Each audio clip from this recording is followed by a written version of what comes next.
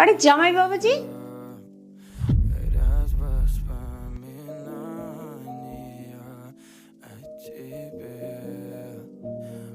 তুমি কেন ঘর মুছছো? কোয়েল কোথায়? কোয়েল ও তো ভেতরে শুয়ে আছে। এখন আমাকেই সব ঘরের কাজবাজ করতে হয়। তুমি কেন এগুলো করছো? কোয়েল তাহলে কি করে?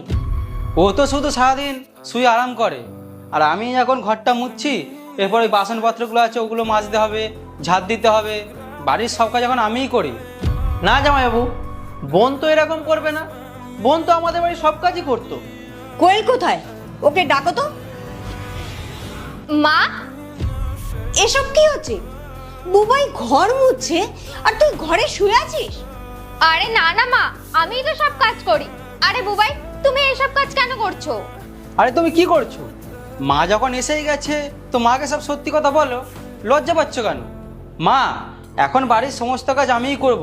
এই তো এবার এই ঘরটা মুছবো, তারপরে বাসনগুলো মুছবো, তারপরে ওই ঘরটা ঝাড় দেবো, তারপর নিচে ডাস্টবিন আছে ওটা পরিষ্কার করে আসবো, ভেতরে যে ফার্নিচারগুলো রাখা আছে ওগুলো পরিষ্কার করব। তুমি লজ্জা পাচ্ছ কেন? মাকে বলো, মাও দেখুক ওনার জামাই বাড়িতে কি কি করে আর মেয়ে কি করে। আর আপনারা এসছেন বলে আমি এখন এগুলো করবো না? আমি সব করে দিচ্ছি, তুমি টেনশন করো না, আমি সব করে দিচ্ছি।